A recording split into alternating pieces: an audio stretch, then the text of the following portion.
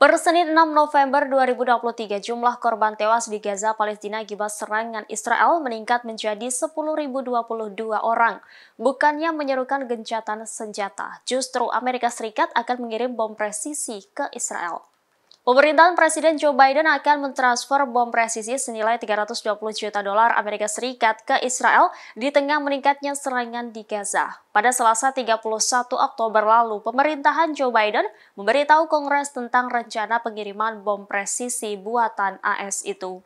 Bom ini adalah jenis senjata berpemandu presisi yang ditembakkan dari pesawat militer. Berdasarkan perjanjian tersebut, produsen senjata Rafael USA akan mentransfer bom-bom tersebut ke perusahaan induknya di Israel, yakni Rafael Advanced Defense System untuk digunakan oleh Kementerian Pertahanan Israel. Rencana tersebut juga mencakup penyediaan dukungan terkait penggunaan senjata tersebut. Menurut para pejabat, Israel meminta senjata tersebut pada 7 Oktober lalu setelah Hamas menyerang wilayah Israel. Sebagai informasi, Israel ditaksir akan merugi hingga 51 miliar dolar karena perangnya di Gaza, Palestina. Pada 6 November lalu, Kepala Diplomat Uni Eropa Josep Borrell mengakui bahwa perang antara Israel dan Hamas telah mempengaruhi dukungan internasional terhadap Ukraina.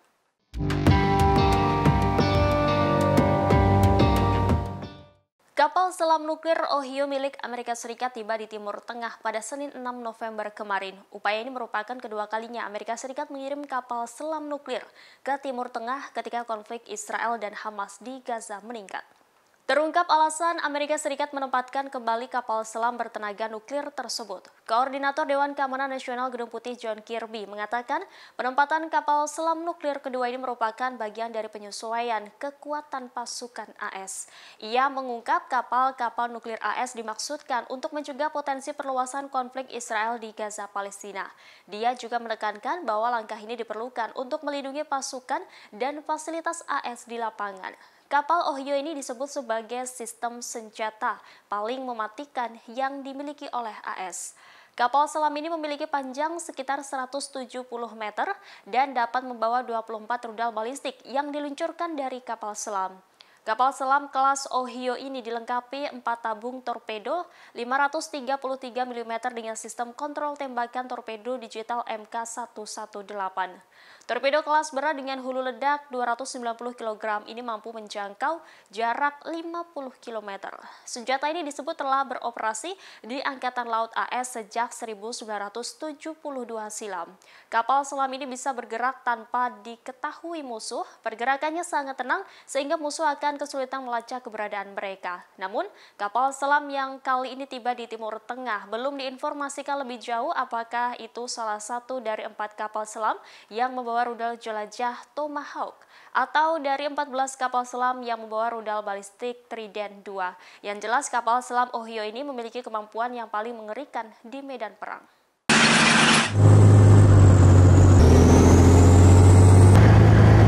Israel disebut menjatuhkan puluhan ribu bahan peledak di Gaza, Palestina sejak 7 Oktober. Laporan ini muncul setelah seorang menteri Israel membahas terkait menjatuhkan bom nuklir hingga mengusulkan agar sipil Gaza tinggal di padang pasir. Israel telah menjatuhkan lebih dari 35.000 ton bahan peledak di jalur Gaza. Hal ini berarti lebih dari 1.000 ton bahan peledak dijatuhkan di Gaza setiap harinya. Demikian disampaikan oleh anggota Biro Politik Hamas Osama Hamdan dalam konferensi persnya pada Selasa 7 November. 2 pekan lalu atau 24 Oktober, pemerintah Palestina di Gaza melaporkan bahwa Israel telah menjatuhkan lebih dari 12.000 ton bahan peledak. Jumlah tersebut setara dengan kekuatan bom nuklir yang dijatuhkan Amerika Serikat di Hiroshima pada tahun 1945.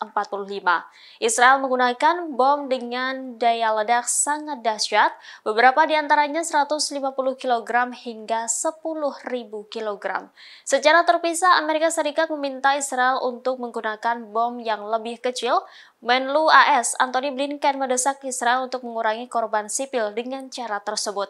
Sebagai informasi, Kementerian Kesehatan di Gaza melaporkan per Senin 6 November jumlah korban tewas Palestina akibat perang mencapai 10.022 orang. Jumlah tersebut termasuk 4.104 anak-anak dan 2.641 perempuan. Sementara itu jumlah korban luka sejak 7 Oktober mencapai 25.408 orang.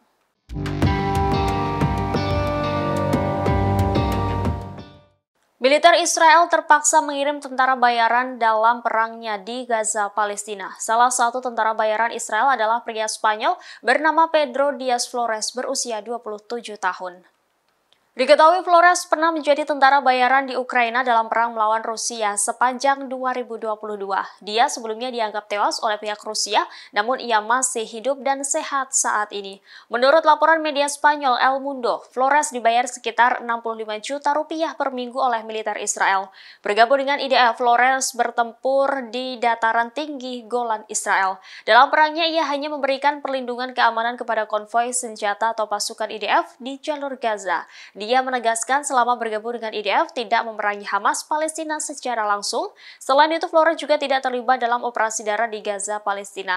Ia bertanggung jawab atas keamanan pos-pos pemeriksaan dan kontrol akses di perbatasan Gaza dan Yordania.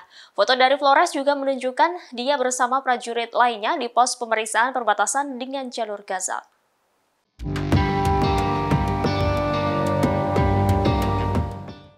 Pentagon mengungkap tujuan utama Amerika Serikat di Timur Tengah. Disebut Departemen Pertahanan Amerika Serikat memiliki 4 area fokus di Timur Tengah.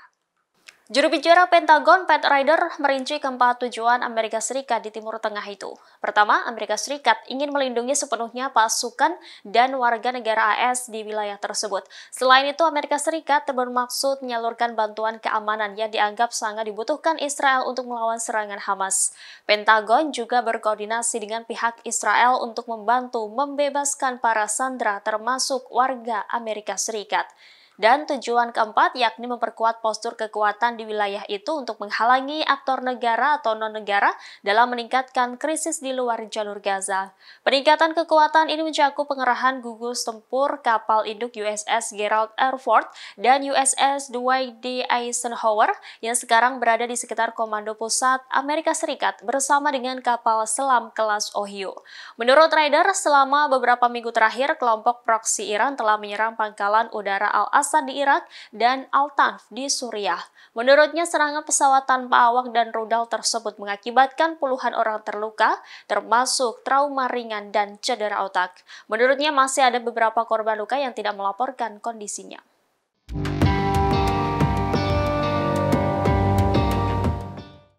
Pria asal Spanyol bernama Pedro Diaz Flores menjadi salah satu tentara bayaran Israel dalam perang di Gaza. Tidak main-main, Flores ternyata sudah berpengalaman bertempur di medan perang Ukraina. Bahkan, ia memiliki tarif bayaran mahal dalam pertempuran Israel dengan Gaza. Flores mendapat bayaran setidaknya 65 juta rupiah dalam seminggu dari Perdana Menteri Israel Benjamin Netanyahu. Namun, ia mengklaim hanya memberikan dukungan keamanan kepada konvoi senjata dan pasukan IDF yang berada di jalur Gaza. Ia berperang di dataran tinggi Golan Israel dan tidak melawan Hamas secara langsung. Flores bertanggung jawab atas keamanan pos pemeriksaan dan kontrol akses di perbatasan Gaza dan Yordania. Pria berusia 27 tahun itu pernah menjadi tentara bayaran di Ukraina dalam perang melawan Rusia. Ia pernah terlibat dalam perang bersama Ukraina dari resimen Azov melawan militer Rusia sepanjang 2022. Selama karir militernya di Ukraina, Flores sudah 2 kali terkena peluru di paha kiri dan bahunya. Dirinya juga mengaku mengalami mimpi buruk dan butuh obat tidur. Rusia pernah mengklaim Flores terbunuh dalam sebuah pertempuran, namun nyatanya saat ini Flores masih bugar dan sehat.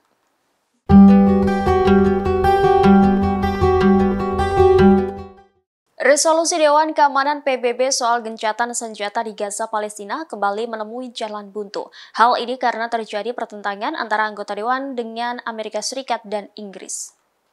Rapat tertutup yang digelar pada Senin 6 November itu gagal mencapai kesepakatan resolusi untuk menghentikan perang yang kian masif di Timur Tengah. Hal ini bukan kali pertamanya rancangan resolusi gagal mencapai kesepakatan. Kelompok E10 yang berisi 10 negara tidak tetap DKPBB telah merancang berbagai resolusi untuk perang Gaza. Namun resolusi selalu gagal oleh hak veto yang dimiliki 5 negara tetap DKPBB. Seperti halnya Amerika Serikat dan Inggris sebagai pemegang hak veto veto menentang memasukkan poin dan bahasan gencatan senjata. Hal ini menyebabkan terjadinya pertentangan di antara anggota Dewan dengan AS dan Inggris. AS menyerukan jeda kemanusiaan atau gencatan senjata jangka pendek, sementara anggota Dewan lainnya menuntut gencatan senjata kemanusiaan untuk memberikan bantuan yang sangat dibutuhkan dan mencegah lebih banyak kematian sipil di Gaza.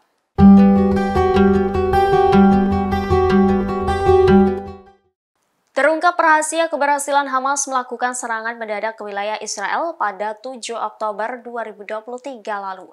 Perintah serangan rahasia Hamas disampaikan pada detik-detik terakhir dimulainya operasi Banjir Al-Aqsa. Rencana serangan mendadak di Israel pada 7 Oktober lalu dibuat oleh beberapa pemimpin Hamas. Rencana rahasia tersebut tidak diketahui oleh ribuan militan Hamas yang akan melaksanakan serangan tersebut. Mengutip The Guardian Selasa 7 November, perintah pertama dikeluarkan sebelum pukul 4 pagi. Mereka diperintah untuk menghadiri sesi latihan rutin dan ibadah di masjid seperti biasa. Setelah langit Gaza mulai terang, instruksi baru dikeluarkan dari mulut ke mulut. Ribuan militan Hamas yang tersebar di Gaza diperintahkan untuk membawa senjata dan amunisi apapun dan berkumpul di titik-titik tertentu. Namun mereka tidak ada yang diberitahu bahwa akan melakukan operasi Banjir Al-Aqsa. Bahkan rencana itu tidak diketahui oleh dinas militer dan intelijen Israel. Langkah untuk memberi instruksi secara lisan merupakan taktik baru untuk mengecoh sistem intelijen dan merahasiakan informasi dari mata-mata. Ketika orang-orang telah berkumpul, barulah amunisi tambahan dan persenjataan lebih kuat dibagikan. Tidak lama kemudian mereka membawa granat genggam dan granat berpeluncur roket, senapan mesin berat, senapan penembak jitu, dan bahan peledak. Saat waktu menunjukkan pukul 6 pagi, perintah terakhir baru dikeluarkan.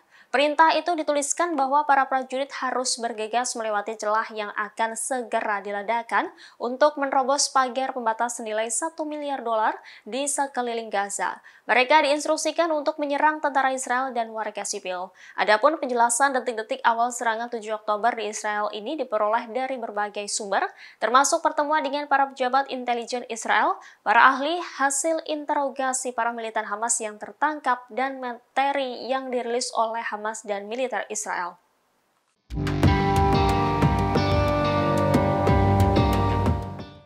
Panglima Israel memperingatkan bahwa pasukannya bisa menjangkau negara mana saja di Timur Tengah yang berusaha merugikan Israel. Militer Israel yang saat ini memerangi Hamas di Gaza juga siap bertindak di front line bila diperlukan.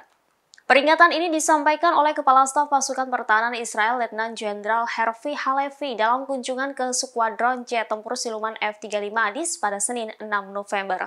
Dia mengklaim kemampuan skuadron F-35 telah memungkinkan militer Israel untuk memerangi Hamas di Gaza dengan cara yang belum pernah terlihat sebelumnya. Sementara itu, Menteri Pertahanan Yoav Gallant mengonfirmasi rencana operasi lanjutan di jalur Gaza dan wilayah utara.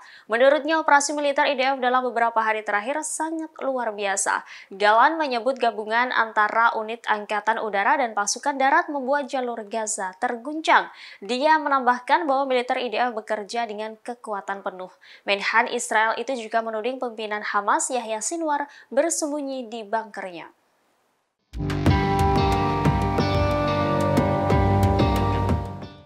Pria Spanyol bernama Pedro Diaz Flores mengaku menjadi tentara bayaran Israel dengan tarif mahal. Dia mendapat bayaran 65 juta rupiah dalam seminggu dari Israel. Demikian disampaikan Flores dalam wawancaranya dengan surat kabar Spanyol El Mundo pada Jumat 3 November. Flores dikerahkan Israel dalam perangnya di jalur Gaza, Palestina. Dalam pengakuannya, Flores berpengalaman di medan pertempuran. Ia juga pernah menjadi tentara bayaran di Ukraina dalam perang melawan Rusia. Flores terlibat dalam perang bersama Ukraina dari resimen Azov melawan militer Rusia sepanjang 2022. Namun saat bergabung IDF, pria 27 tahun itu tidak terjun langsung di garis depan Palestina. Ia berperang di dataran tinggi Golan yang diduduki dan tidak melawan Hamas secara langsung. Flores bertanggung jawab atas keamanan pos pemeriksaan dan kontrol akses di perbatasan Gaza dan Yordania. Ia juga memberikan dukungan keamanan kepada konvoi senjata atau IDF yang ada di jalur Gaza.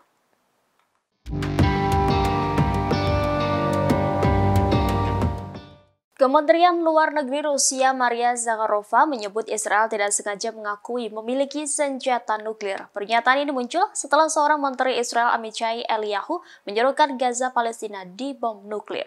Zakharova mempertanyakan kepemilikan senjata nuklir Israel. Menurutnya pernyataan Eliyahu itu membawa eskalasi ke tingkat yang lebih tinggi. Zakharova mengatakan bahwa masalah utamanya adalah Israel tidak sengaja mengakui bahwa mereka memiliki senjata nuklir.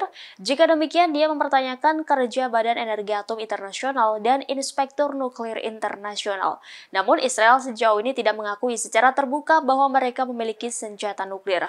Di sisi lain, Federasi Ilmuwan Amerika memperkirakan Israel memiliki sekitar 90 hulu ledak nuklir. Sebelumnya diberitakan Menteri Junior Israel menyebut jatuhnya bom nuklir di Gaza menjadi opsi untuk dilakukan. Pernyataan itu menuai kecaman dari seluruh dunia Arab hingga Amerika Serikat. Imbas pernyataan kontroversial itu, Eliyahu dinonaktifkan dari jabatannya. Perdana Menteri Israel Benjamin Netanyahu menghukum Eliyahu dari rapat kabinet sampai waktu yang tidak ditentukan. Download Tribun X sekarang, menghadirkan lokal menjadi Indonesia.